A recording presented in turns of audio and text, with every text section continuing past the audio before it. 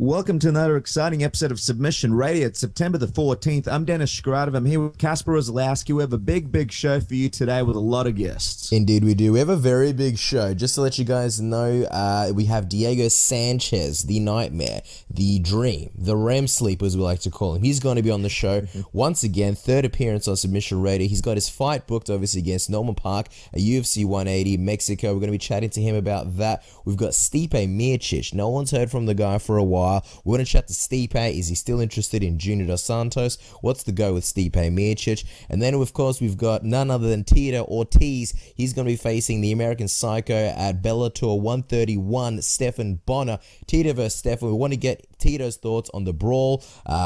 Well, pretty much the brawl, the fight, and everything that's transpired in between. What Stefan said, you know, Stefan's failed drug test, all that kind of stuff. We'll be chatting to Tito about. So we got a lot of stuff. Also, Dennis, we got a couple of interviews that we did prior at the UFC Fight Night 55 press conference between Luke Rockhold and Bisping, don't we? That's right. You know, we were over there. We were in the action. We've got the two interviews like you mentioned, Luke Rockhold, Michael Bisping. I'm now known as Patches on YouTube, so we'll talk a little bit about that and cover the fact that I'll be buying a lot of black and white shirts for the foreseeable future. We'll also talk to you about the rivalry. Is it real? Is it fake? We were there for the brawl. We shot it. It wasn't really a brawl, but the heated altercation that had on the balcony in Sydney, we were there. We shot it. We'll talk about whether or not we think it's real or fake. A lot of people weighing in on this. And then, of course, we'll be talking about the main event from UFC Brazil, Andre Arlovski versus Bigfoot Silva, what happened, what we thought, and where we think the guys are going to go from there. So really packed show today, Cass. There's really not much room to jibber jabber around. As always, guys, you got to check us out on Twitter at SubmissionAUS, the Facebook page. Check that out. And, of course, Cass, all the other stuff. Yeah, absolutely, Dennis. There's no time to piss fart. It's all action this week on Submission Radio. Like we said, Diego Sanchez, Stipe Miocic, Tito Ortiz, then interviews with Bisping and Luke Rockhold. But I think without further ado, it's time for our first guest. Our next guest is a UFC veteran, one of the most exciting fighters in MMA. He'll be facing Norman Parke at UFC 180. Ladies and gentlemen, it's Diego Sanchez on Submission Radio. Diego, welcome back to the show. Hey, what's up, Submission Radio? What's up, Australia? No, man, just enjoying a nice Saturday with my family. You know, the New Mexico State Fair is in town, and had a hard training week, so just relaxing and getting some rest before we really start to kick this 8-week training camp into full effect. Wow, so you're resting on you're training on your rest day. I like it already. Now, last time you were on the show, Diego, you were down to fight pretty much anyone. You were happy to fight Conor McGregor at 145. You really wanted Nate Diaz, and now you have the man who called you out, Norman Parke. Were you happy that were you happy when you heard that you were fighting Norman? You know, when it comes to Norman, it's just the matter of the fact is that I just wanted a fight. Like, I just needed to have a fight, and I wanted to fight in Mexico City for the big show, and that's what mattered to me. I didn't care who I was going to fight. I just wanted to fight in Mexico City in front of all the Mexican fans and be a part of something as special as the first UFC in Mexico. So that's what mattered to me.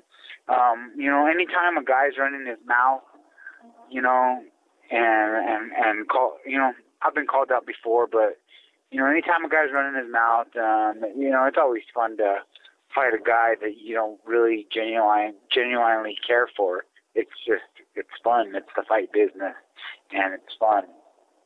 Absolutely. And, you know, like you mentioned, Norman did call you out. So, you know, how does it feel knowing that you'll be fighting Norman in this card? And how's training going for this fight? You mentioned you had a long week of training. How's everything going in the gym?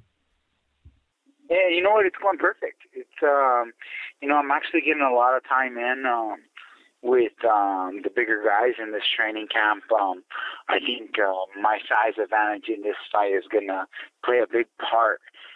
Me being the bigger man, and I just been getting back to what got me there, and that's a lot of the time I train with bigger guys, and I have to make up for that strength and size advantage over me, and I adapt to get stronger, and so I've been working a lot with Tim Kennedy, and the Jackson squad is full of talent, so. it's been good. I'm feeling healthy, and now it's just time to buckle down for 8 weeks, on the diet, and do what I got to do, and like a professional, the way I do every time, and get in there and have some fun in Mexico. Very nice. We'll definitely have fun watching you. Now, you mentioned something that got me pretty excited. You said you're going to go back to what got you there.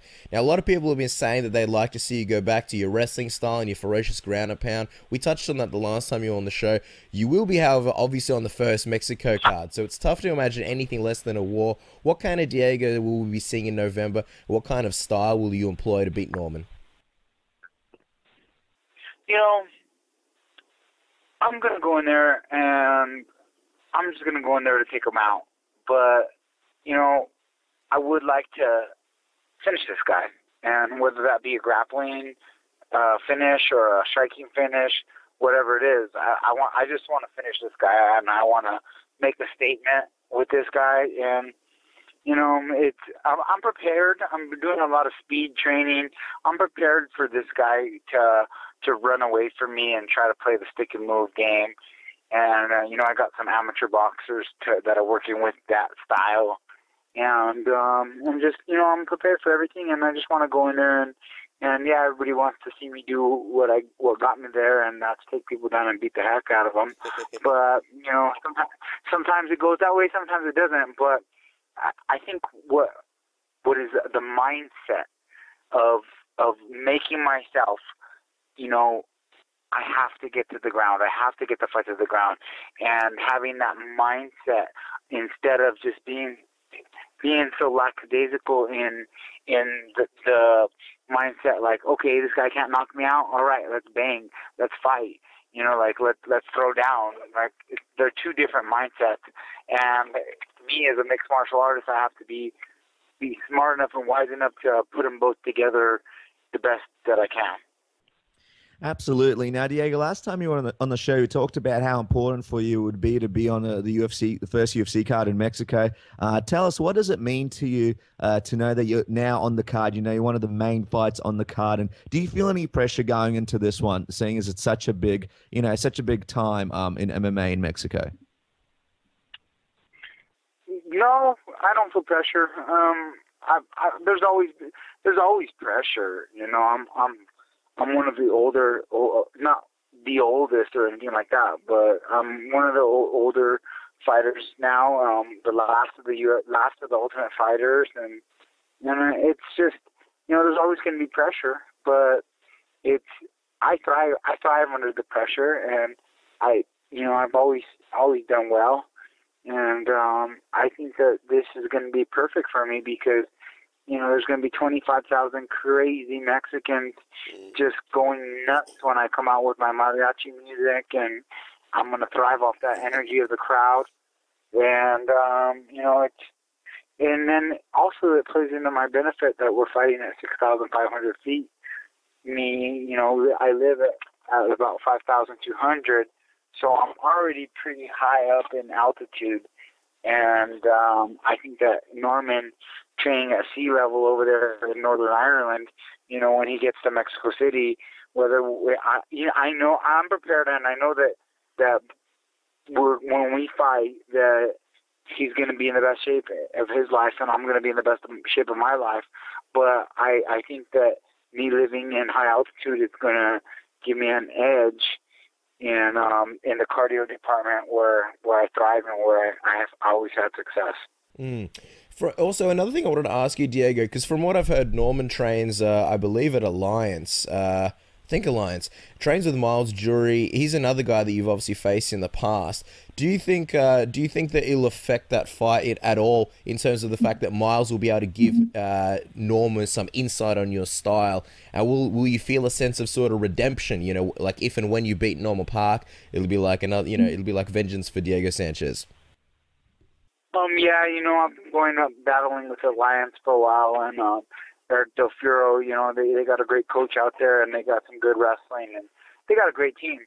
But I'm not fighting the team. I'm fighting Norman, and Miles Jury's a story, And, you know, that fight, you know, I was not 100% for that fight. And so I don't really reflect on that so much. I just look at it as like, it is what it is. And, you know, that night was not my night.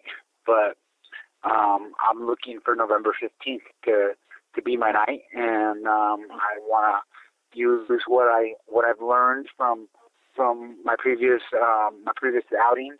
And I just want to come in at my best and just have a dominating performance like all these other fighters.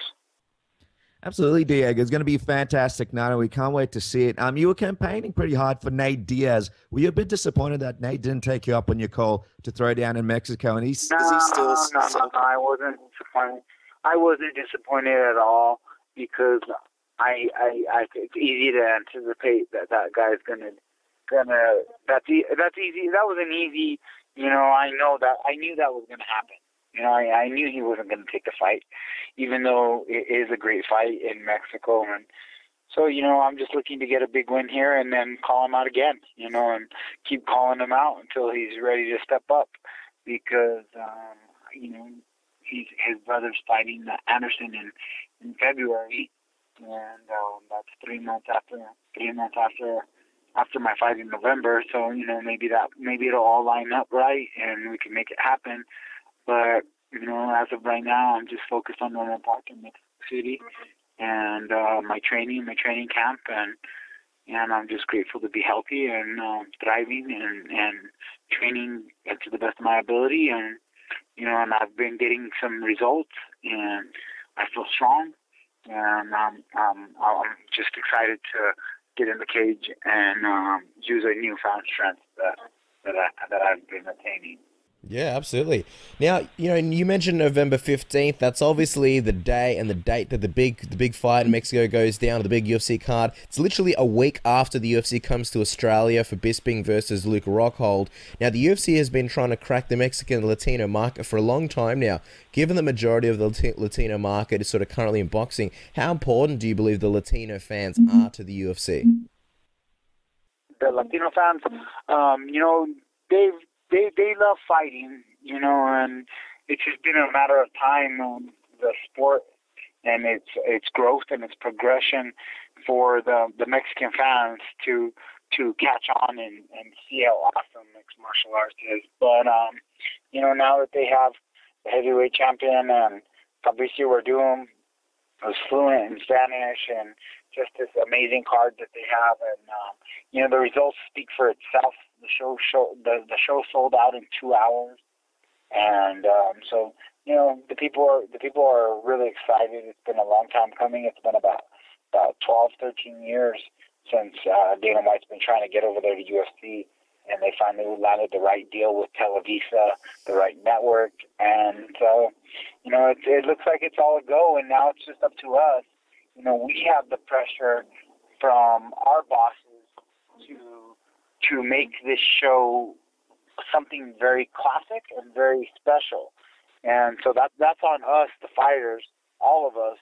And the way that we do that is we get in there and we throw down and we fight and come in shape and we fight to the best of our abilities, and we give those the Mexicans and the Latinos, they want to see warriors. They don't want to see you know, boring fights for the first show in Mexico. They want to see warriors going to war, and I believe that's what we're bringing. And I know Kane and Fabricio are going to throw down, and for the title, I know Ellenberger and Gastelum are going to fight, and they're going to throw down. I know those two guys really well, and I know I'm coming to throw down. Now, you know, now the pressure, I feel, is on Norman Parke, because he's the one who's been running his mouth, saying that he's, you know, this guy has the nerve to say that he's going to take my effing head off, clean off. He just should have took a line out of McGregor's book, and you know, I was like, real original, but, you know, it's on him. He has to come and try to take my head off, because as far as I'm concerned, from all the fight footage I've been watching, this guy has pillow punches, and you know, I'm not concerned with his power at this moment, but same time, I don't want to take hits that I don't have to take. And if I can get this guy down and beat him up, I'm gonna get him down and beat him up. And if I have to fight him standing, I'll fight him standing. Some funny words there from Diego Sanchez. Diego, as we wrap up the interview, one last thing we want to do with you. It's called the Submission Radio Tap Out Round. It'll only take 1 minute, and it's where we throw some fun questions at you, and you say the first thing that comes to mind. So when you're ready, we'll kick it off. I'm ready. Let's do it. Okay, you recently bought a new home. When are we going to get the MTV Cribs-style tour of Diego Sanchez's new pad? We're going to have to wait till the next 24/7 or the next Inside MMA, or, you know, I'm sure that one of those shows is going to come around soon enough, and I'm doing tons of high altitude training, so, you know, it'll be fun to show what I was able to get with on the hard work. Very nice. Now, Diego, you train hard, you cut weight. What is your favorite meal in the world? My favorite meal in the world, is that like just period? Or is that like while I'm training and cutting weight? It can just be period, anything. My favorite meal in the world. You would know me better. I'm asking my wife, and she knows me better, and I would have to say just a big breakfast with pancakes and eggs and bacon and hash browns and all the goodies. You got us salivating here. Now, your buddy from Tough One, Stefan Bonner, is going to be stepping in a cage with Tito Ortiz. We want to get a prediction from you. Who do you choose in that one? You know, Stefan's going to hate me for this one, but I gotta go with Tito Ortiz on that one. Tito is Tito, and he's, you know, like him, hate him. He's a very talented fighter, talented wrestler, and I think Tito's gonna dominate that fight. He's got the ground and pound. Now, Diego, just quickly, when you were in Melbourne last, we did a video interview with you at the MMA Fight Store. You mentioned that you'll be growing a beard. We couldn't help but notice that you've been rather smooth recently around the face. Did you lie to us about growing a beard, or was this, in fact, the unfortunate result of midnight facial hair robbers?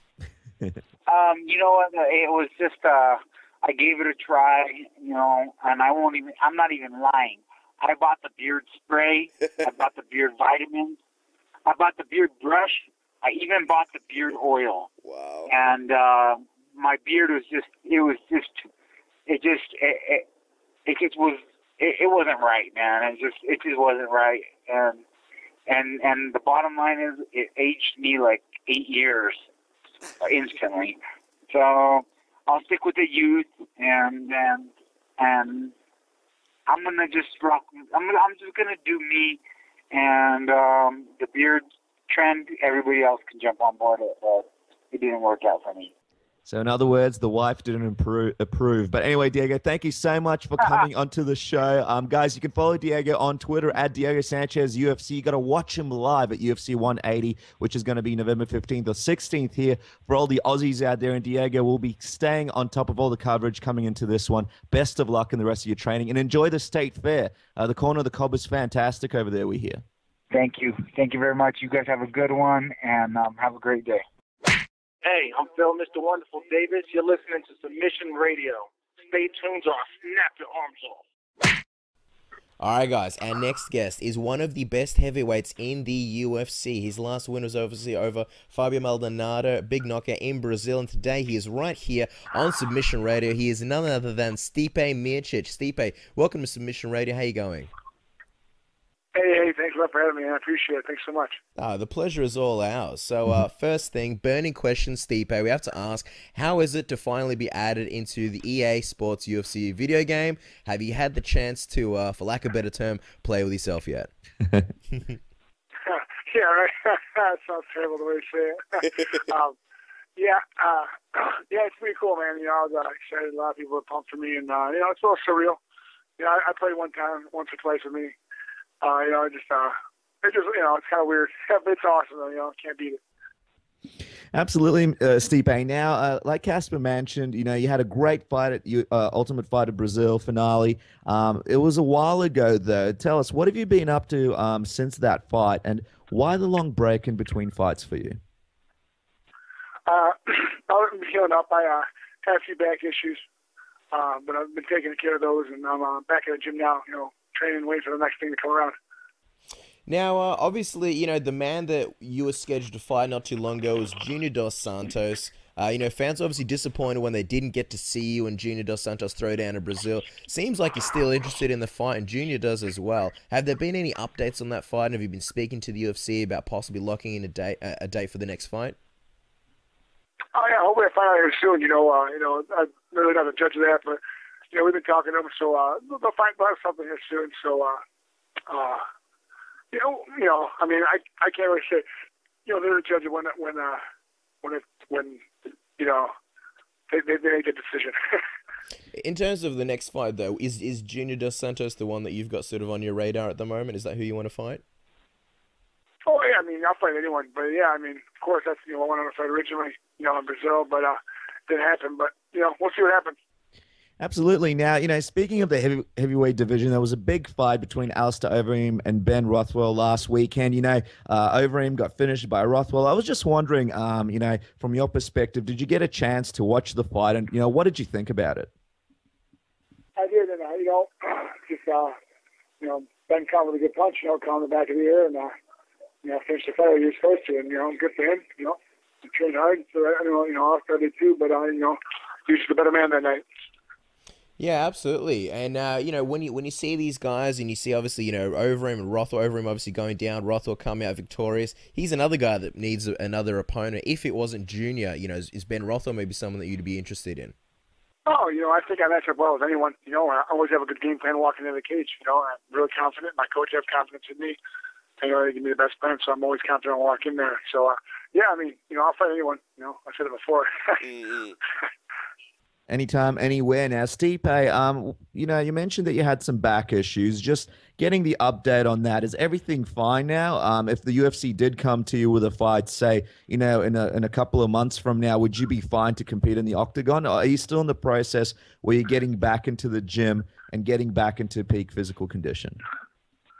Oh, no, if they give me a fight, I'll be ready. Awesome. Yeah, I wouldn't, I mean, I followed it, during a fight before, so it's not a big deal.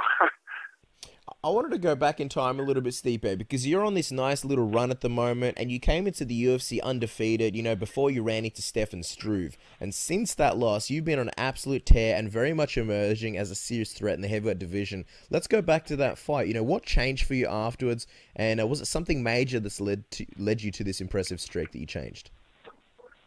Yeah, with the Struve fight, I just, I believe, I was too much into the hype and everything. Listen, Struve beat me, man. There's no question about it. He's better man that night, but, I just don't like that feeling. I hate that feeling that I got. It was terrible. I don't want to have that feeling again. Absolutely, Stipe. As Casper mentioned, you were on a tear since that fight. I'm just wondering, what are some of the focuses that you have in training at the moment? Obviously, you're great in all areas, but is there anything in particular that in the moment you're working on while you're in between fights? I think just like transitioning, on my feet and transitioning on the ground. A lot of transitioning, keeping everyone guessing, I guess. It's probably one of the most important things. Of course, I work on everything else. Yeah. Well, and that's what you got to do to be a successful mixed martial artist. And, in terms of your training, obviously, you're a former Division I wrestler, and obviously you're a Golden Gloves boxer. I just want to touch on this Junior Dos Santos fight as well. Obviously Dos Santos is known for his boxing. With this, if you did get the fight, how would you take this fight? Would you be looking to knock him out, or would you be looking to maybe exploit his ground game a little bit and wrestle him? Honestly, I would exploit anything that would happen. If it's a knockout, submission, decision, I don't care. As long as I get that win, that's all I care about. Winning the title, if you won the title, you'd be the first champion from Ohio since Rich Franklin. So how important would it be for you to be the champion and the first one from Ohio since Rich Franklin? Oh, it'd be awesome, man. It'd be amazing. Especially going back to Cleveland. We need a title. We deserve a title. We need one. Absolutely, and you actually work as a firefighter and a paramedic in your in your hometown of Ohio. So just to be clear, you're a fighter and you save people in two separate industries. In terms of heroes and men that girls want to get with, single guys might just as well retire. But just tell us, what's it like splitting your time between training for fights and doing the work of a firefighter and paramedic? What's it like? What's it like balancing both lives? It's awesome because I'm actually at a station right now, but it's great because there's such different things, and they keep me safe, you always train hard and, trying to stay focused in my fighting. And, I'm always thinking about stuff. But when I come to the fighting station, we talk about it, but these guys are awesome. We bust balls together.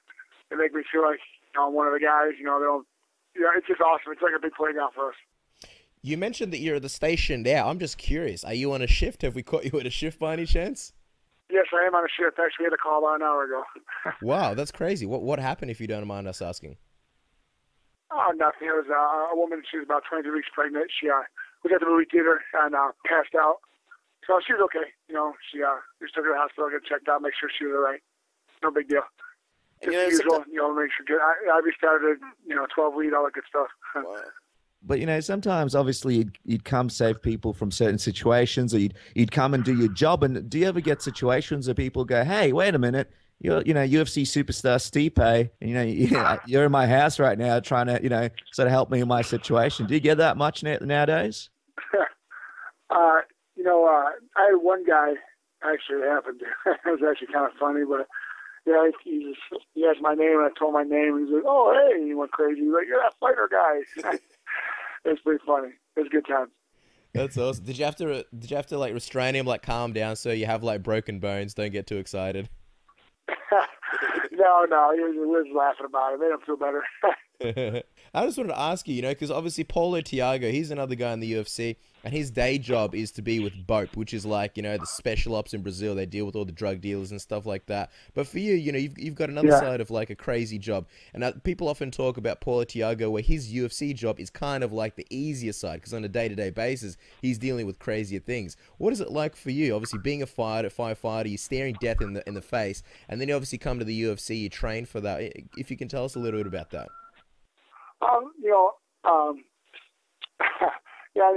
It's two different worlds, Well, as a fire department, we don't get as many fires. We get a lot of medical calls. So that's kind of nice, And usually they're basic, nothing tremendous. But, you get a few here and there that are out of the ordinary, a little bit more extreme. But, it is what it is. But, then when I go train, it kind of mellows me out and brings me out of it. Not thinking about it so much, and vice versa. Absolutely. And, a lot of fighters talk about the stress and the pressures of going into the octagon and fighting, but obviously you're having to deal with so many, high tense situations in your career. Does that sort of take away a little bit from the stress that you experience when you go into the octagon, because you'd actually experience some pretty intense situations probably in your career, just usually? Oh God, no, I'm terrified.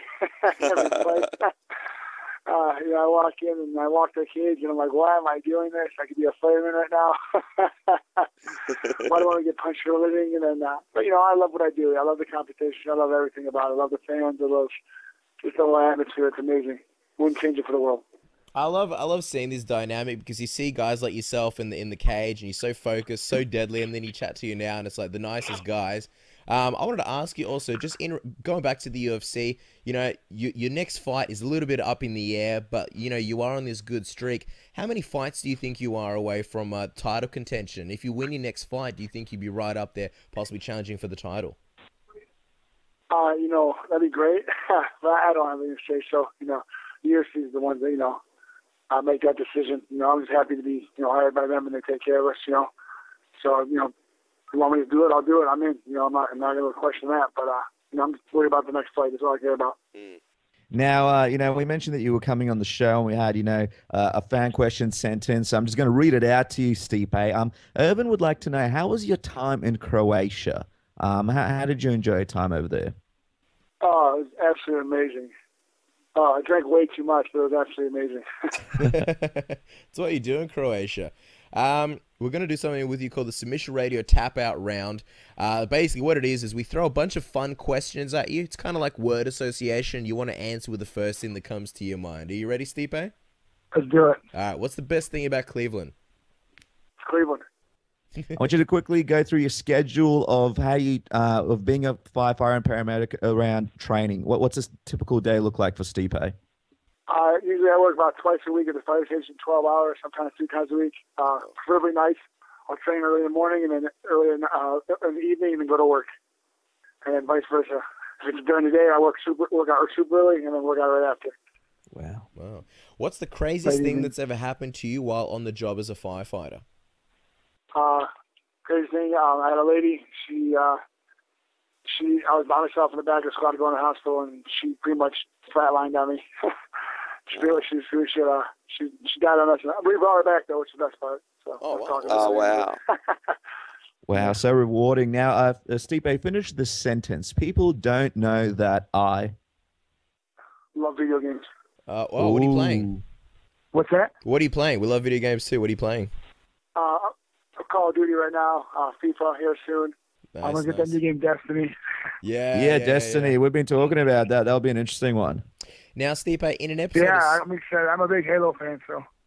Yeah, and it's obviously by the same guys that made Halo, so should be a good one. In an episode of Seinfeld, Kramer ends up taking control of a fire truck to navigate the guys through heavy traffic and ends up causing a crash as he's waving to people on the streets.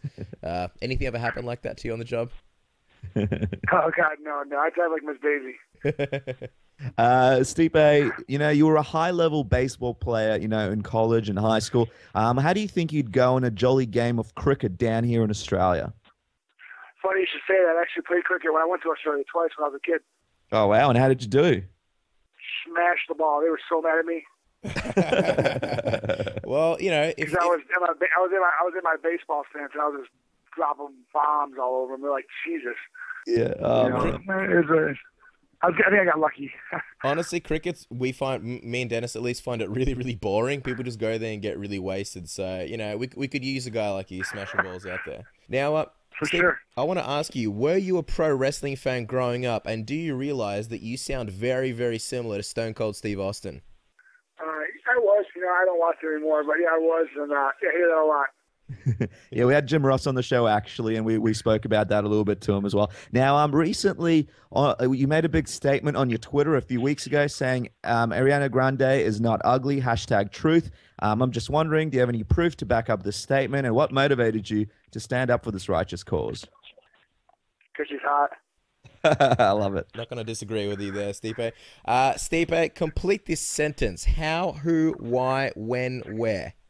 Who, what, when, why, how, where? We've got how, who, why, when, where. What's the next one? I don't know. I don't know what to say. I'm lost. We were going to go for who, what? Why, what? What? That's it. I knew that. Son of a man.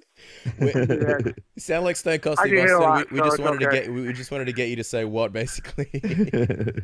That's good.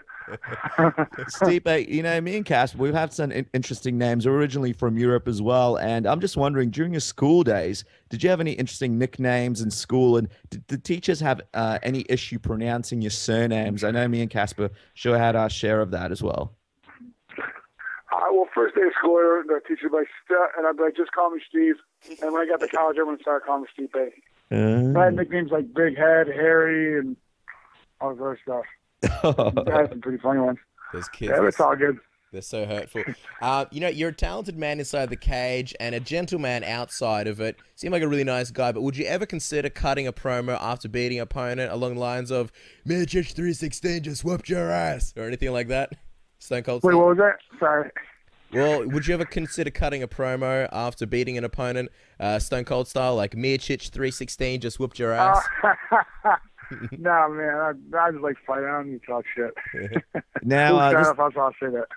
This is an important question here, Stipe, so I want you to take it seriously. You're not going to tell us that you're accepting LeBron James back with open arms after he left you guys. Honestly, I'll take him back in open arms, but I wasn't going to beg him back. Right. But what do you think? Are we just going to see how he goes? Is he sort of on a trial period with you at the moment? No. I'm happy he's back, man. He made the city bigger now, and people are, feel the city's rejuvenated and all that stuff. But I'm happy. I'm happy. City needs it. Okay. All right. Now, we've got a bit of a fun one for you. You're an MMA fighter, firefighter, and paramedic, which means in our book, you're as close as it comes to being a superhero. So the marketing team for Submission Radio has come up with 4 superhero names for you to consider, all right? And we're going to give you these 4, and you're going to choose the one that you like the most. Are you ready? Yep. All right. We've got the Ohio Optometrist of Justice. We've got the Coon of Cleveland. We've got the pain remedic. Okay. Or FIRE, F-I-R-E, stands for Fierce, Intelligent, Raging Eagle. I like that one.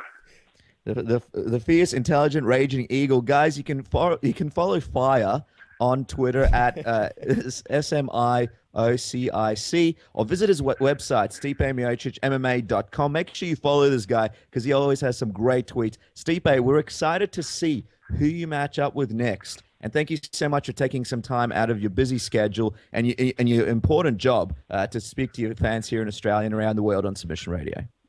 Oh, no worries, man. Appreciate you guys having me, man. Amazing time. I had an amazing time. Hope to be on again. What's up, guys? Patrick Durkin Kellens here. You're listening to Submission Radio. All right, guys, our next guest needs very little introduction. He is a UFC Hall of Famer. He is an MMA pioneer, legend, and icon, and he will be fighting Stephan Bonnar in his next fight. He is none other than Tito, the People's Champion Ortiz. Tito, welcome back to Submission Radio. How are you? Doing great, man. Thanks for having me on the show. I appreciate it. Oh, it's absolutely our pleasure. Now, let's talk about this big fight. You know, Bellator 131, November 15. It's been weeks since the big announcement of your fight with Stephan Bonnar. How are you feeling about the matchup? It's clear that you and Stephan Bonnar aren't the biggest fans of each other. You know, tell us a bit about it. You know, talk about disliking a person. My whole career of 17 years, I don't think I've ever hated anybody as much as I hate this person. For a person to talk about my family, talk about my fans the way he did, I just find it very disrespectful. Very childish and fake. He really ticked me off a lot. I mean, he got very personal, like I said, and I'm going to take it out on him on November 15th. Can't wait. Absolutely, Tito. Now, when the announcement was made, Stephan brought out a masked ninja who turned out to be Justin McCulley. Did you have any idea that Justin would be there? And for people at home who don't know, what's your history between you and Justin? Well, no, I never clue that Justin was going to be there. And for one, Justin actually started his career started training with me back in 2001. I was about 2002, and I treated my father. You know, out of my wing. I brought him to many places where he didn't have to pay for anything. You know, private jets around literally the world. Took him to Necker Island. Took him to Iraq with the USO, but I'm along. It's a great opportunity to be exposure that no other fighter would ever have the exposure that he did. And I did that my kindness as being a friend towards him. Then all of a sudden, this guy comes and says that I owe him something, I owe him money or something, and he's going to make me pay back by training Stephan Bonnar. And it comes to realize that I just see that it's just him trying to get his notoriety. It's him trying to get a little bit of 15 seconds of fame. And I guess he got it on last Saturday night. I mean, I feel sorry for the guy to show how fake and how two-faced a person can really be. And, you know, zero loyalty at all. And I feel sorry for him. And, you know, I'm going to take it out on Stephan Bonnar on November 15th. Yeah, I was going to say, with Stephan Bonnar, you know, we saw some interviews recently. He's explained how he planned on bringing Justin in and cutting his promo, and he basically did it all basically to get at you. You know, on November 15th in San Diego, Bellator 131, how happy are you going to be to finally get your hands on Stephan Bonnar? I'm going to be really, really happy. You know, he wanted to get at me, well, he got at me. And I don't know, that's a good thing for him. It's just going to motivate me a little more to train harder and, you know, get me ready for the fight on November 15th. You know, Stephan Bonnar brought it a gimp. To me, and it's no more than a gimp. I no longer have a friend, and I think it has that. Justin, the gimp, McCauley, I feel sorry for him as a person because I can't see how he can have another friend at all just because of how fake he truly is. Now, you know, you mentioned that Stephan overstepped some boundaries on Twitter, and, you know, a lot of people sort of matched you guys together as soon as people thought that he was coming into the company. Can you explain to me sort of what kind of process went through your mind when you saw Stefan being so disrespectful and rude to you on Twitter, when it looked like the fight was going to come together anyway? Did you expect Stefan to be like that? I mean, you would have probably had an opportunity to speak to Stefan in your career in the UFC and probably know the guy a little bit. Did you expect him to stoop so low? Some of these comments that he's put on Twitter and social media? I really didn't expect it. I didn't think of it. I mean, but what has the guy done in the sport besides get his ass whipped? His complete career. I mean, he's known for getting his ass whipped. And to be disrespectful that he has towards me, I don't know. I just kind of scratch my head going, what is this guy thinking? I mean, yeah, he's an American psycho. I mean, more like American jackass. I'm going to take it out on November 15th. He wanted to get on my skin. He wanted to piss me off. And he wanted to rub me the wrong way. Well, he did all three of them. And like I say, November 15th, it's going to be 15 minutes of torture. I'm not going to try to finish him quick. I'm not going to try to knock him out quick. I'm going to torture him for 15 minutes, and I'm literally going to try to make him quit.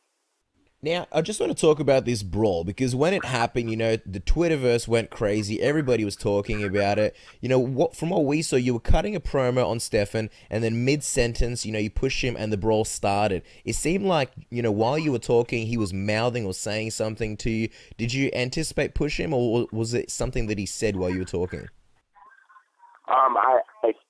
I couldn't handle myself. I think when he was just saying the personal stuff about my family, and then the made an acknowledgement of the GIMP, I just said, you can't talk about my family, you can't talk about my fans. I just couldn't hold my, kind of like, I don't know if you watched the movie Popeye, and Brutus blinks his eyes and he's completely red. And that's what I felt like. I felt like a bull just seeing red, and I couldn't really hold. I couldn't even get my sentence out completely. And I just had to put my hands on him. I should have punched him, but I know I would have been paying a big fine for that, so I didn't do that. So I had to put my hands on him one way or another. And I did get an opportunity to spit on him, so I guess that helps out a little bit better. Well, Stefan Bonner has had a lot of great fights. Obviously his Ultimate Fighter 1 finale is a historic night for the UFC, but, he's obviously had a bit of controversy near the end of his career with the situation surrounding his fight with Anderson Silva. I don't need to go into that. We all know what happened around that situation. So my question to you is... What do you mean, the fact of him getting burnt for steroids? Yeah, the fact that he got burnt for steroids not once, but twice. The guy's a phony. The guy's a fake. The guy's, he's just a cheater. My whole career, I stuck to the game plan of training hard and getting the best out of it. I became a world champion at a year-and-a-half competition. Defended my world title 5 consecutive times. I have the most fights in UFC history.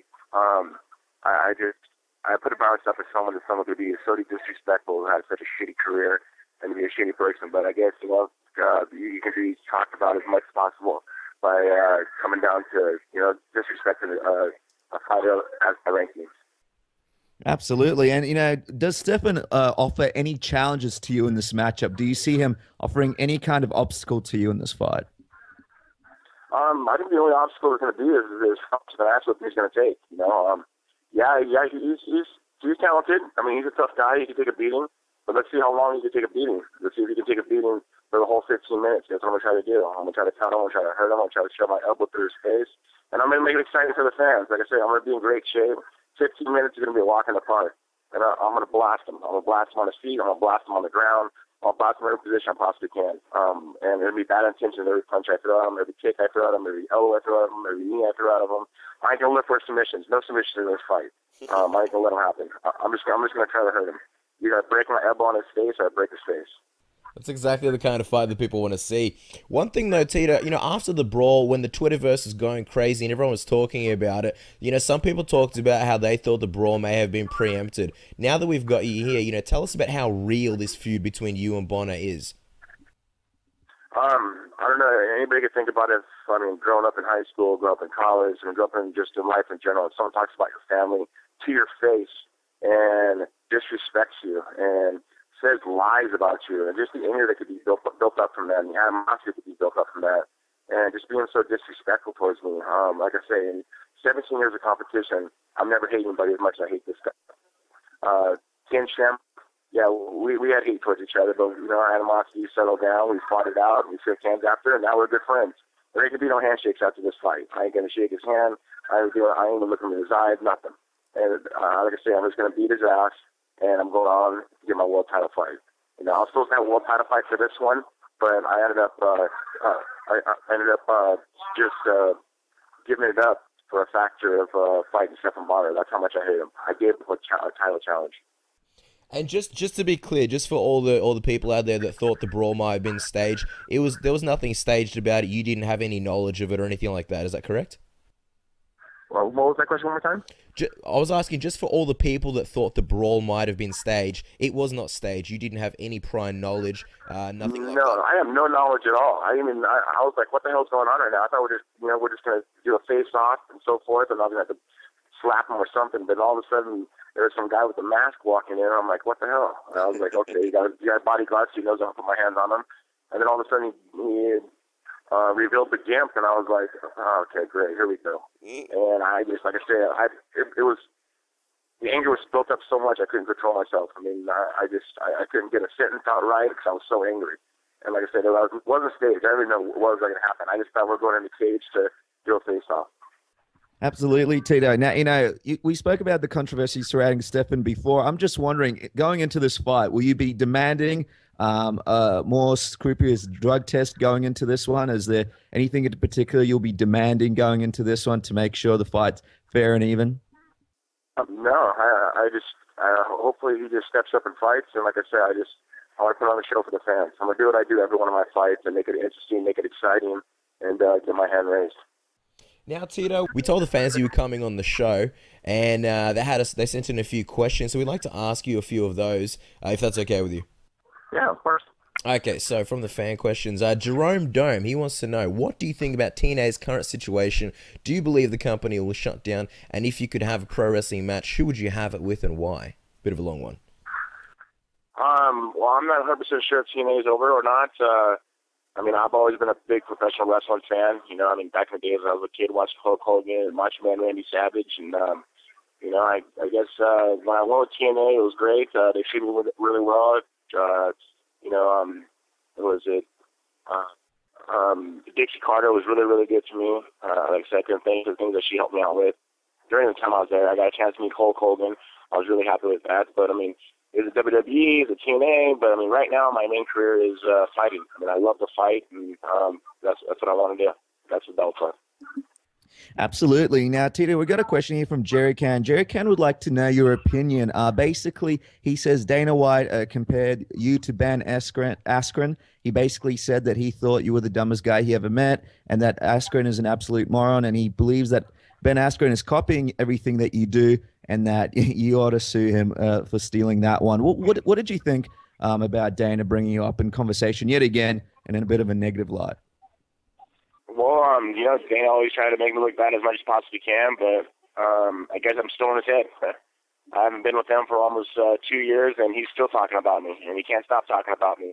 So I guess I'm not that dumb of a guy. And, for him to compare me to Ben Askren, who's Olympic medalist, cool. But, fight-wise, Ben Askren hasn't done anything close to me in the fight game, but maybe he will in time. Dana's a control guy. He likes to control everything, and he just couldn't control me, and that's why he hates on me so much. But, I really look at it as if someone's still talking about you, you're doing something right. Having worked with Dana, now that obviously you work with Scott Coker, who's, and a lot of people say, very much a contrast to Dana. Tell us about, what it's been like working with Scott since he's taken over Bellator. Well, I've known Scott for like 15 years, and he's always been really, really good to me. And when Bellator hired him, I was over-exaggerated happy. I was just like, oh, my God, thank God. There's angels looking out over us, and I believe he's going to save this company. And the last few events, you just watch how bright it is and how clean it is, and the fights are great, and just the fan reaction is amazing. And Scott has always been a straight shooter. There's been no shade to him at all. He's always stuck to his word, and he's kept his word in everything he's ever done. He's never been two-faced at all, like a lot of other promoters have been. And I really look at it now that this company's going to be saved because of Scott Coker. And, just speaking of Scott and Dana, what would you say are the biggest differences between the two? Obviously, they're both very successful presidents of the company, but what do you notice are some of the differences between the two, seeing as you worked so closely with both of them? One's real, one's fake. And I really think as real as can get is Scott Coker. Absolutely. And now, Tito, before we jump to the tap out round, we have one question here coming in from Twitter. We have a question from Dirty Bird too. He wants to know if you could fight, would you fight in heavyweight? Or would you preferably fight anyone in Bellator in heavyweight in the future?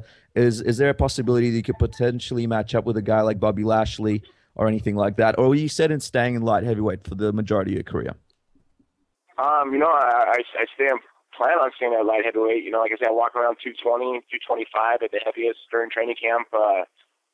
My goal is to get a world title on my waist. I have 3 more fights left with Bellator, and when that's done, I plan on being retired. I'll be 40 years old next year, and my body's still reacting. My brain's still right on target. When I'm punching mitts, I'm perfect. When I'm sparring, I feel great. My coach said I haven't slowed down at all, and I'm able to push myself now. I have a positive environment around my life now. I've got a really challenging relationship. Now I have a girlfriend now, Amber Nicole Miller, who's amazing, who's my best partner, who's respects me and pushes me and in the right direction during training. And when you want someone to excel your mind during training camp, I'm glad I have her to help me at that point. She helps with my children. So it's challenging being a single father, but like I say, I want to make sure that I get the most out of these next 3 fights, and by the time I retire, I'll be world champion and walk off in the sunset with the title on my waist. That would be awesome. And, as the saying goes, behind every great man, there is a woman. Now, to wrap things up, Tito, we're going to do what we did last time with you. It's called the Submission Radio Tap Out Round. Whole bunch of fun questions, and you want to answer them with the first thing that comes to your mind. Are you ready? Yep. All right, who's a guy in Bellator that you think could be a big star one day? God, there's so many guys over there. There's so many guys that are really, really tough, man. I'm trying to think of the guy at the top of my head. Hey, Michael Page. I watch that Will Brooks kid is amazing. Chandler, they're on the card with me, and both those guys are amazing. Chandler is just amazing. But Will Brooks, he's a stud too. These kids who just came up and became men and former world champions and now world champions. Stars coming up. These guys are stars coming up. What Bellator is doing on Spike TV, and Spike's giving an opportunity from Viacom to push this company of Bellator to the next level. Having stars like this is great to see. I think it's just success. It's going to happen.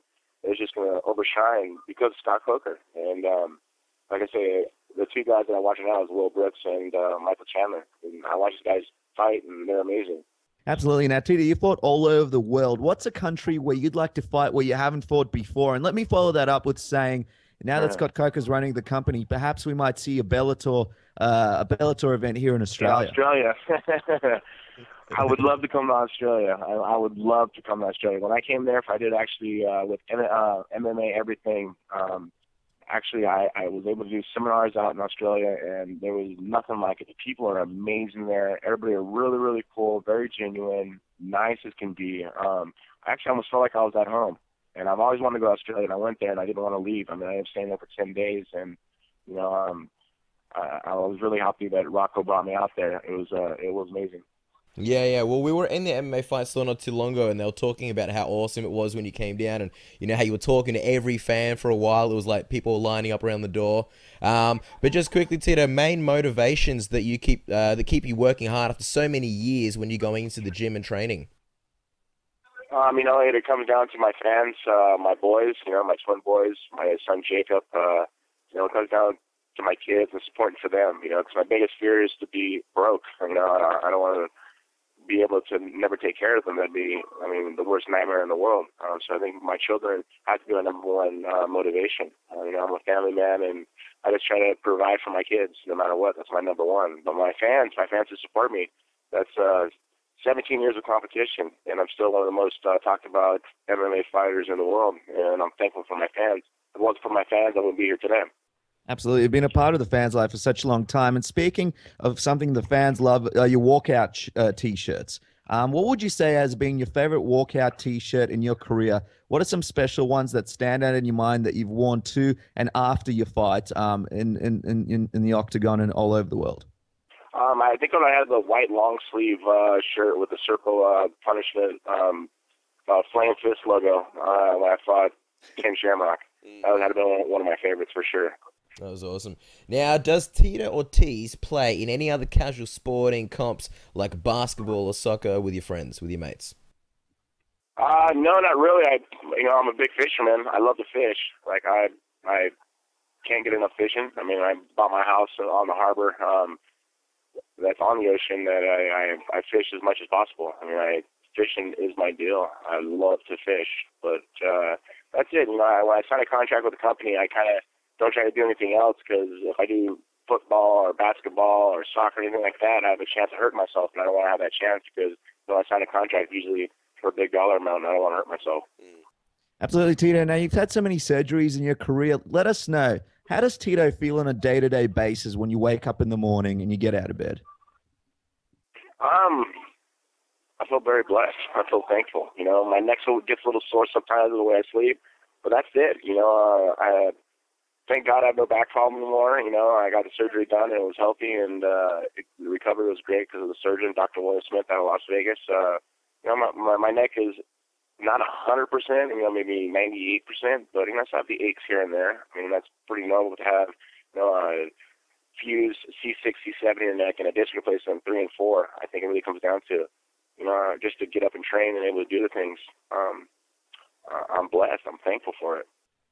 Now, Tito, when is the awesome Tito Ortiz mustache coming back? Mustache coming back in November. Come on, everybody know that. we have for the cancer, anti-cancer, November Monday. Or excuse me, exact same thing in November. It's called Movember. That's it.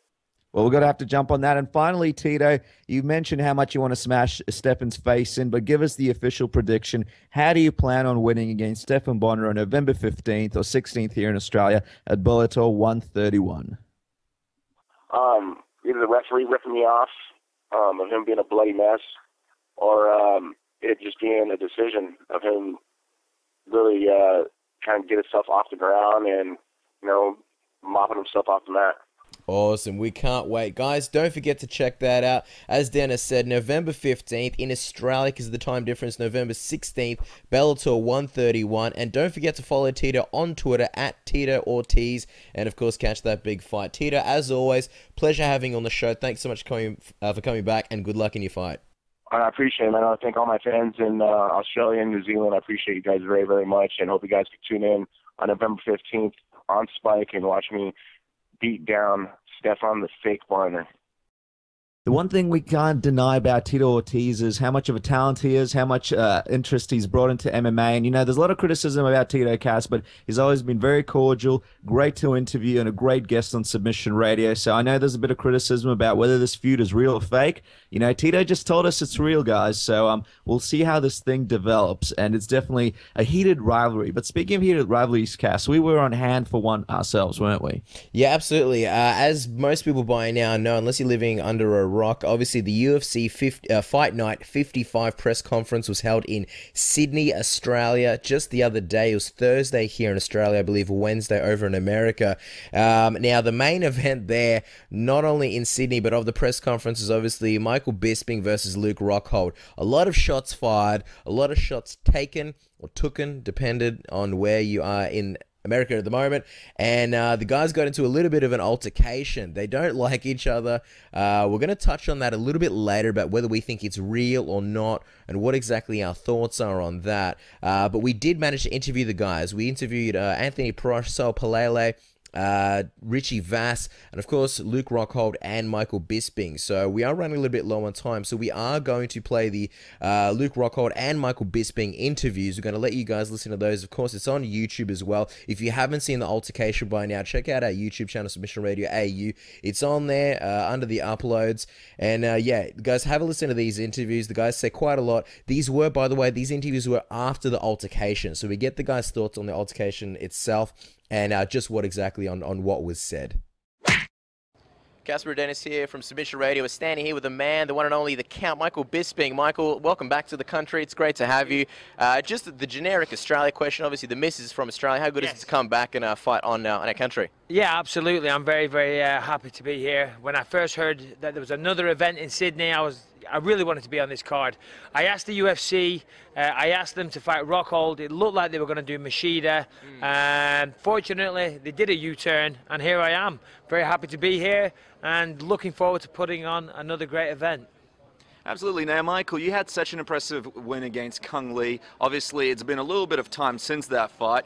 Are you happy to jump straight back into that octagon so quickly and, you know, kind of capitalize on the momentum that you have right now? Yeah, absolutely. See, the thing is, you know, obviously fighting at middleweight, you know, when you're training for a fight, you got to lose a lot of weight, you know, and that's one of the biggest stresses. Right now, my weight's down, my weight's good. So for this training camp, you know, everything I just worked on for Kung Lee crosses over. You know, Kung Lee was a southpaw. He's a kickboxer primarily. Rockhold is a southpaw. He's a kickboxer primarily. So, you know, everything I worked on technically, that crosses over. My weight's good. I'm in great condition. So I'm just going to be an even better, more improved version of myself than what I was for the Kung Lee fight. So Rockhold's in a lot of trouble. He's underestimating me. I'm not underestimating him. I know he's a tough opponent. I know he's a tough fight. He's got legit skills. He's got good power. He's great on the ground. He's got decent wrestling, and he comes from a good camp. That spells a tough fight, you know.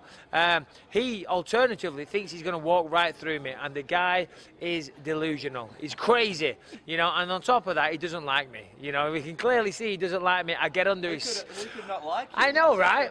Charismatic guy. I get under his skin big time, and I tell you what, I get such a kick out of it because I just know his blood is boiling, and I love it. You must have seen me. I was sat there grinning from ear to ear like a Cheshire cat the whole time because he's so pissed off. He's not smiling. I'm loving this. It's great. I can't wait. And of course, the icing on the cake is that I get to punch him in the face when it's all done. There's a saying in pro wrestling and, of course, video games, it's a lot more fun to be the bad guy. Now, you've sort of assumed that role in the last few years. I mean, obviously, you know, you're a great guy, talented guy, but at the same time, you get under people's skin. Yep. Does part of you enjoy that? Do you enjoy stirring the pot a little bit? You know, unfortunately, I've always had too much to say, you know, and that often gets me in trouble. And this goes back to the thing with Luke Rockhold. Again, too much to say. Somebody asked me about a sparring session we had, and I made a joke. You know, maybe if I wasn't the type of guy that made jokes and things like that, none of this bad blood would have materialized. To answer your question, yeah, of course it's more fun. Listen, you know, I'm not out there trying to win a popularity contest. I'm just being myself. I think for the most part, you know, people get it, and everyone's cool. Yeah, I get booed, you know, you know, from time to time here and there, but you know, I'm all right. I'm happy. My family's happy. I got plenty of friends. I'm not the biggest asshole you ever met, so yeah. And of course, it's more fun to be able to sit here and say what's on your mind, as opposed to being one of those guys that's, you know, just trying to say the right thing. You know, I ain't John Jones. You know what I mean? What you see is what you get. No offense, John Jones. He's a nice guy, but people kind of say he's fake and this and that. I've always found John to be a very nice guy, but with me, certainly you can't accuse me of that.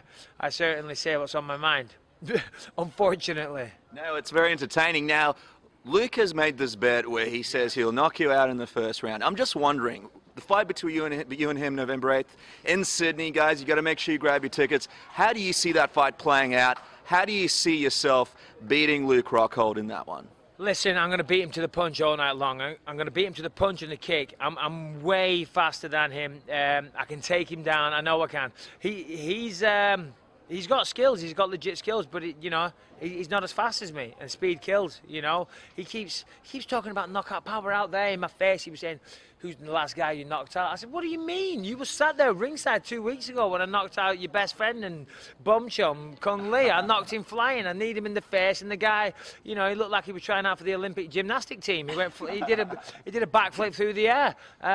And then I said, who have you knocked out in one round? You know, because I tell you what, if you look at my record, the first 10 fights of my career were all first round knockouts. So trust me, I've got the power. And I said, come on, give me a name. And he said, Costa Philippe. I said, that wasn't a knockout. You kicked him in the stomach and you winded him. Fair play, nice kick, but it wasn't a knockout. I said, give me a name, and he couldn't do it. So he needs to think his insults through. If he's going to ask me to name somebody, he should have one in the bank. You know what I mean? Just for when I come back at him, he needs to think about that. What was the question? The question was, how do you see a fight between you and him playing out? How do you see it playing out? Yeah. You mentioned you beat him to the punch, but is there a scenario in your head that stands out? I think he's going to try and take me down. He comes from a team that has lots of good wrestlers. Obviously, Daniel Cormier, Cain Velasquez, people like that. You know, he's got lots of good training partners, and he's got good jiu-jitsu. He really has got, you know, a decent game on the ground. So I think, you know, for all his talk and this and that, he's going to try and take me down and try and explore a weakness that I've got on the floor, because I get tapped out all the time. Never been tapped out in my life. Just throw that out there. You know, it's one of those fights. He's going to play out on the feet. I'm sure it is. Triangles in this one. No, he can't. He couldn't do anything. He can't reverse triangle. He couldn't reverse a car, let alone reverse a triangle on me. You know, yeah, listen, I'm going to fight Luke Rockhold November the 8th. I'm going to tuck him into bed and say good night, and then that's it. See you later, mate. On to the next one.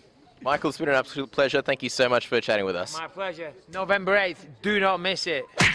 Dennis and Casper here from Submission Radio Australia. We're standing here with the man of the hour, the man with the power too sweet to be sour. I'm talking, of course, about Luke Rockhold. Luke, welcome to Australia.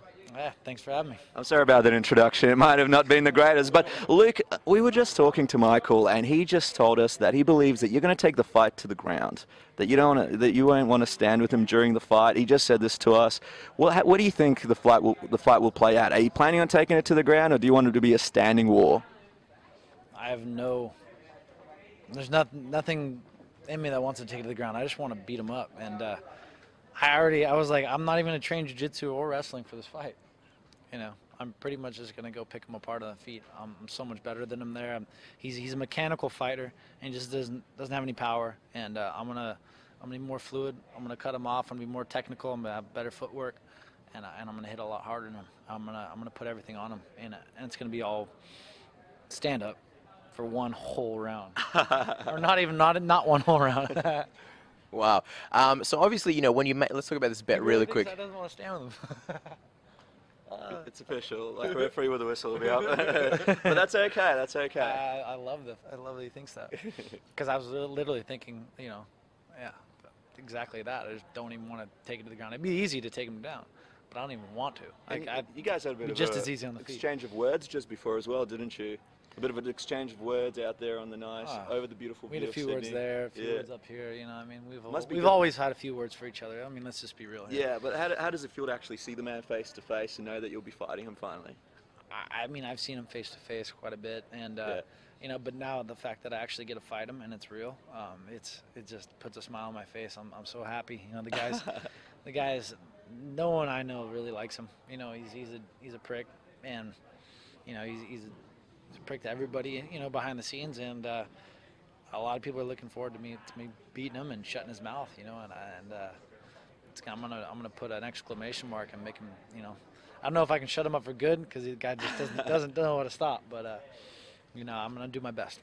I think obviously everyone here in Australia is looking forward to the fight on November 8th. But before that, you were slotted, or apparently maybe going to fight Lyoto Machida. And then out of nowhere, you get yourself and Bisping. Tell us a little bit about how this come about. Did you ask for this fight? Did you sway anyone? Or how did you exactly find out that it was going to be you and Bisping?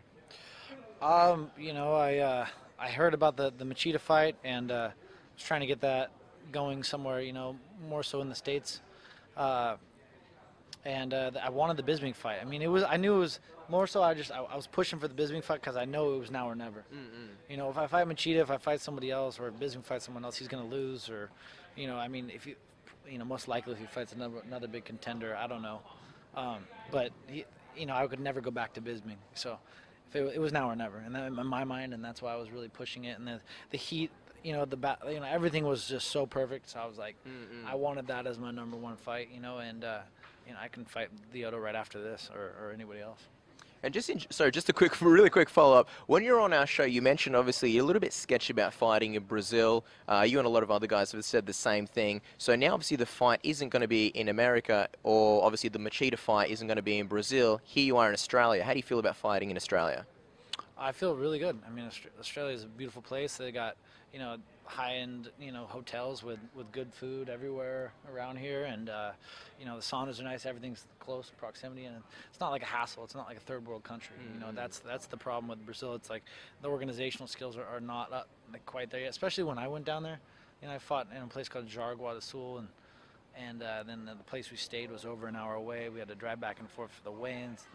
in the event, and then it was just in this like arena where, and it's pretty crazy there. Not to just mention, obviously I was fighting Vitor, and there's a lot that goes into that, you know, whether, you know, shadiness and all that. So yeah, I don't have that. We don't have that here at Bisping. I'm pretty confident to say that he's not, you know, on TRT. TRT, right? Well, you know, speaking of Vitor Belfort, he'll be taking on Chris Weidman soon, you know, in that big title match. I'm just wondering, if you do go through Michael, like you say, November 8th, is the title the next destination for you? Do you believe that you deserve to get in there and, you know, get a title shot perhaps? I mean, given the division, I believe I'm the best for the job. I believe I'm the best in the world, you know, truly. Jacare is the other #1 contender, and you know, I beat Jacare, you know, for the title in a 5-round war, and you know, I'll go out there and prove myself again. He's a very tough guy, and he had a great fight, but I believe I've grown a lot more than him, and I know I can go out there and beat him and you know, make it decisive. I believe I can probably finish him this time. You know, I'm going to focus on Bisping, and you know, if they want me to fight again, fight Jacare or Machida or prove myself once again. But you know, I believe I'm the best in the world.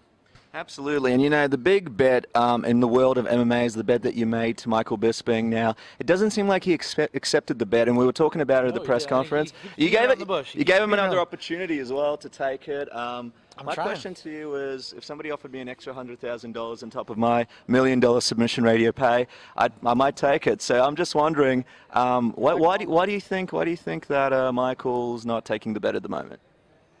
Don't be scared, homie.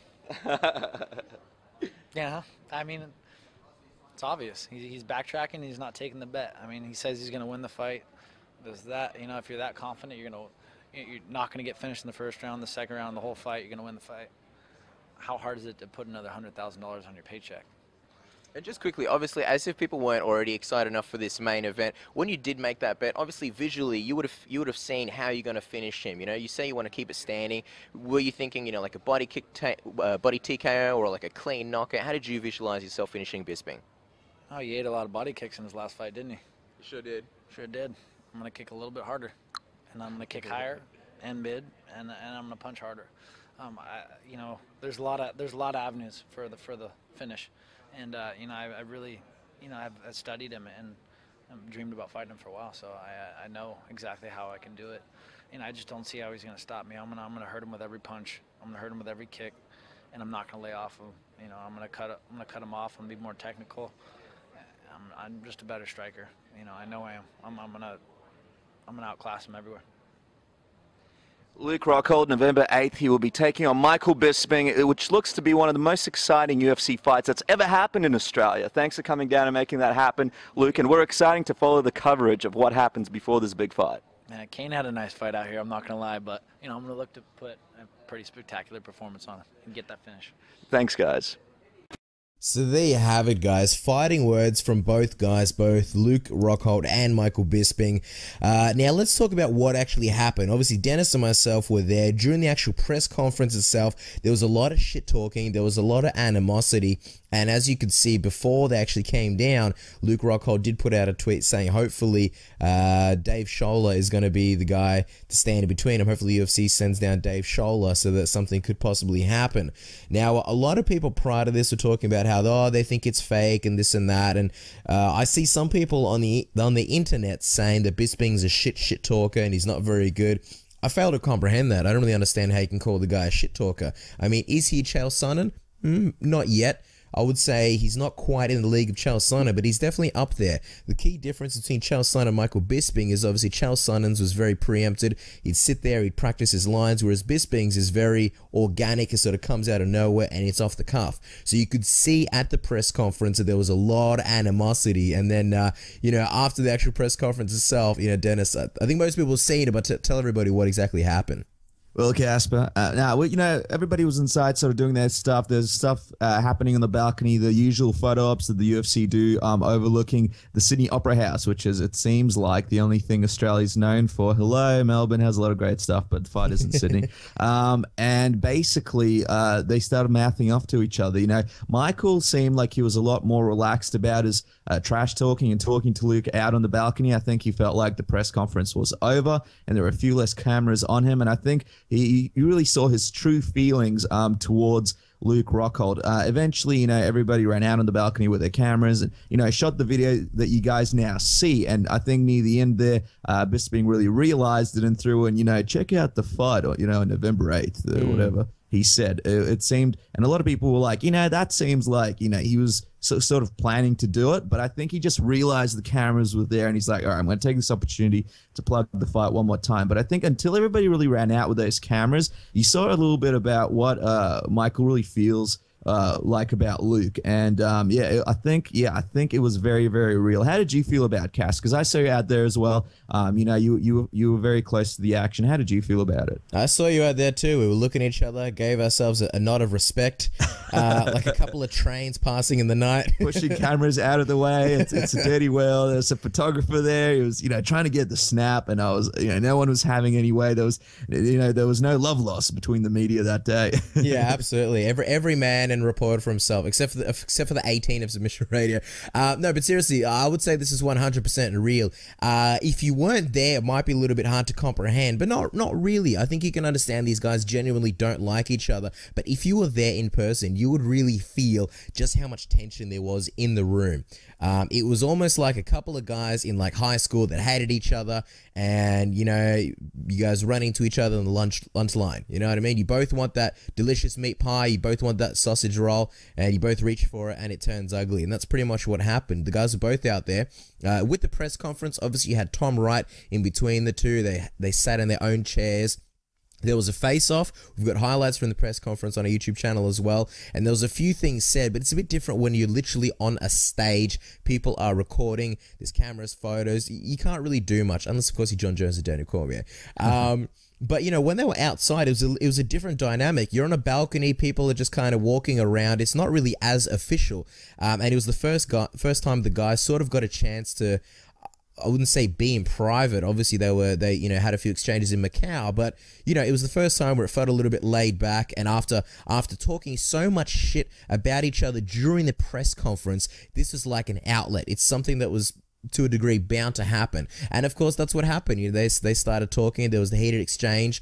You know, Michael Bisping, he's I mean, let's be honest, he's English. They basically invented the language, very comfortable around those words, and he knows how to you know, form a sentence. And I think Luke Rockhold, maybe he hasn't quite been in as much spotlight, and I think it was just a lot more raw emotion from Luke Rockhold. He's very confident that he's going to be beating Bisping. He just may not be able to put it into words, but... And I think, yeah, like you said, Dennis, a lot of people say, oh, Bisping looked at the camera and said the dates. Well, yeah, no shit. I mean, there was a million cameras there. I mean, what happened, it was absolutely real. And then at the end, I think Bisping realized, this is a great opportunity. You might as well plug the date. People are going to put this up anyway. And that's exactly what he did. I don't think it cancels out anything to do with it being real or not. That's my opinion. I think anybody that would have been there would have agreed with the same thing. Yeah, absolutely. And, you know, guys, it was very interesting. You know, if you listen to the interviews that we just played for you just before, you know, we spoke to Luke about how Bisping thought that he was going to take the fight to the ground, and you get a very, very real answer from Luke. You know, you really feel his emotion, and I think that's the kind of guy Luke is. His kind of facial expressions and his emotions speak a little bit better than his words sometimes. But me and Casper were there, and we can definitely tell you that, you know, there is no love lost between these guys. Luke definitely wants to finish this fight, and Bisping feels the same. But I think the big thing is, when we spoke to Bisping, really got a feeling of, you know, that he's taking him very, very seriously. You know, he knows that Luke Rockhold's going to be a very, very big challenge. And I'm not saying that Luke doesn't think the same thing, but it looks like Bisping's approaching this fight very, very seriously, in my opinion. Yeah, I think both guys are. This is going to be a really interesting fight. I think maybe it's a little bit early for predictions. I've actually got Luke Rockhold with the edge. I know a lot of people are picking Bisping in this one. As Luke said, you know, he took a lot of body kicks in the Kung Lee fight.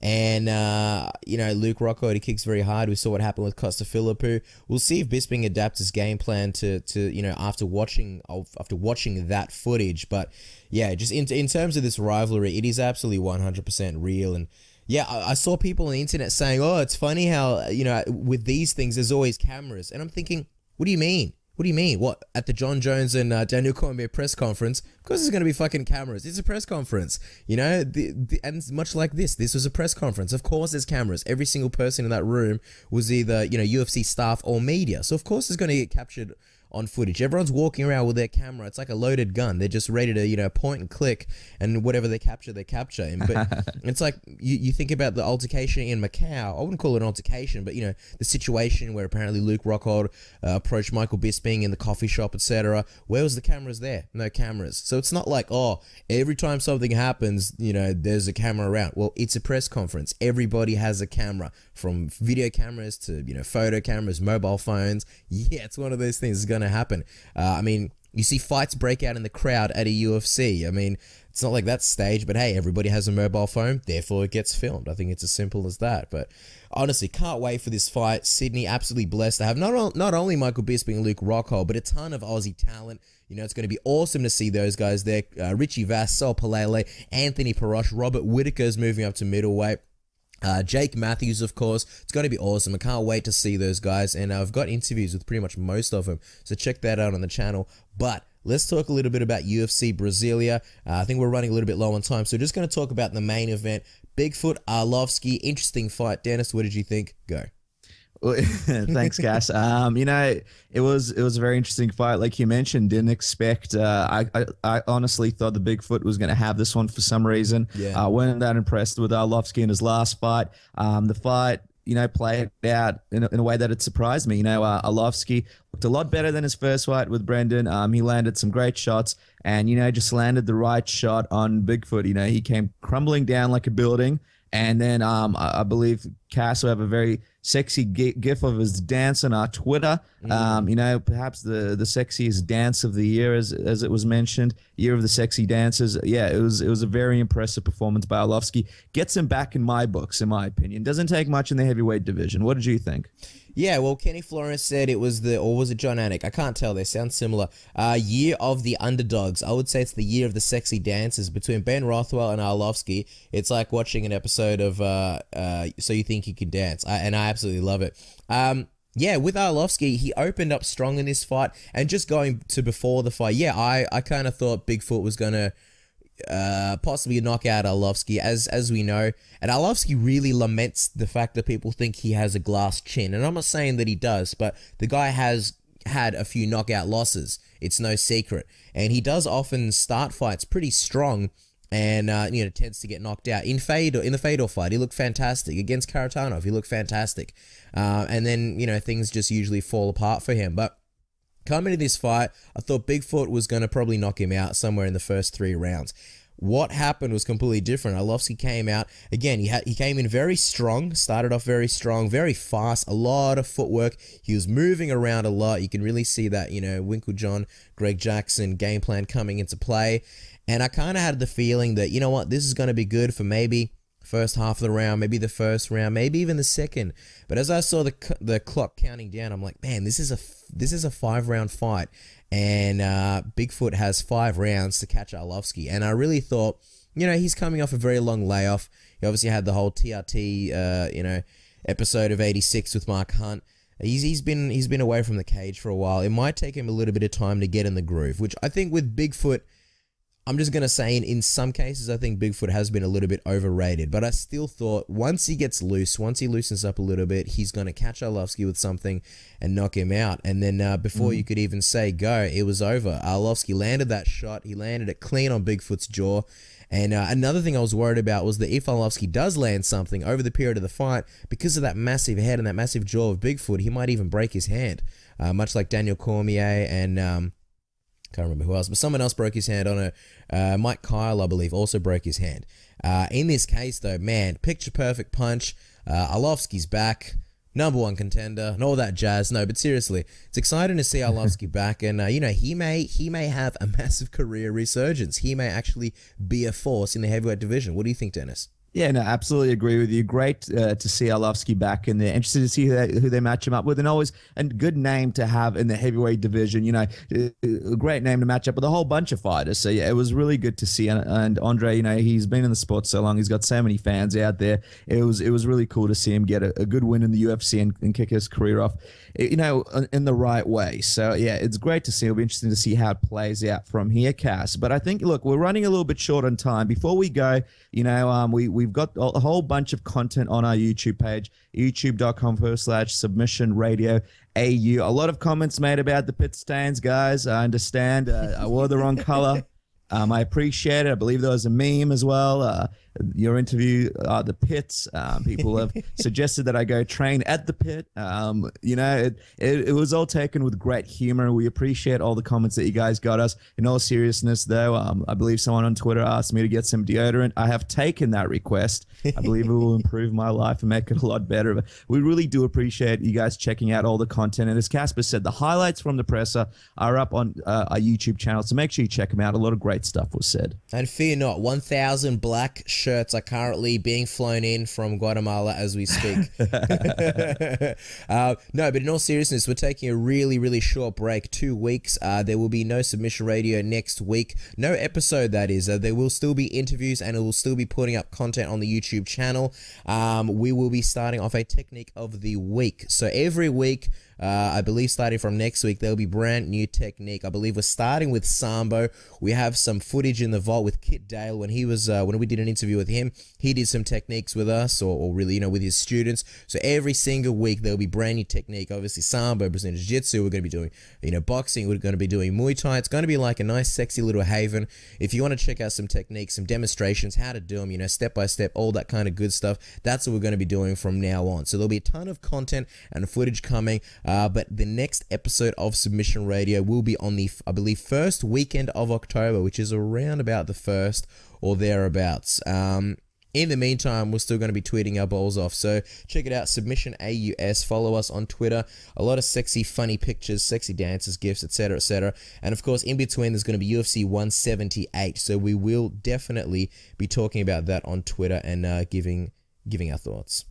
That's right, guys. Until then, it's Casper Rosowski and Dennis Gradov taking a bit of a break for a couple of weeks, but it was great to, you know, catch up with you guys this week and get all your comments, and we'll definitely excited to come back in a couple of weeks and bring back Submission Radio again.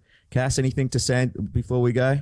Yeah, actually there is. And other than subscribing to our YouTube channel, Submission Radio AU, we want to know your thoughts after obviously listening to Luke Rockhold, Michael Bisping, the lead up to their fight, and of course our interview with Tito Ortiz, talking about Stefan Bonner and their fight. We want to get your thoughts on our Twitter, Submission AUS. Tell us, what do you think were the best build-ups to a fight? You know, anything that got you excited. It could be a rivalry. It could be something that happened, you know, the John Jones Cormier situation. Anything that built up a fight and made you excited. It could be a promo video, you know, Vanderlei yelling at his camera and waving his finger, anything. What's the best build-up to a fight? And also, what has been the worst build-up to a fight? We want to know your thoughts. Let us know your answers. Submission AUS. And it's going to be something good and fun to talk to you about in the future. But until then, don't forget, first week of October, we're coming back, baby, in your lives. Peace out.